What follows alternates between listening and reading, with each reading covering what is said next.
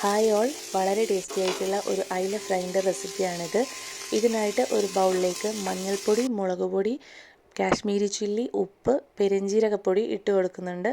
ഇനി ഇതിലേക്കായിട്ട് വെളുത്തുള്ളി, ഇഞ്ചി, കാന്താരി മുളക്, കറിവേപ്പില, കുറച്ച് ഉപ്പ് ചേർത്ത് ചതച്ചെടുക്കാം.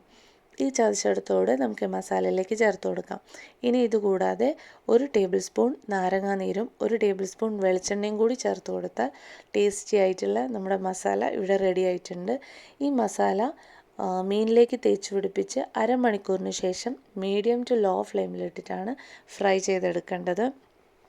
അതുപോലെ ഈ മസാലയിൽ ഒഴിവാക്കാൻ പറ്റാത്ത 2 ഇൻഗ്രീഡിയൻസ് എന്ന് പറയുന്നത് കാന്താരി മുളകും കറിവേപ്പിലയാണ്.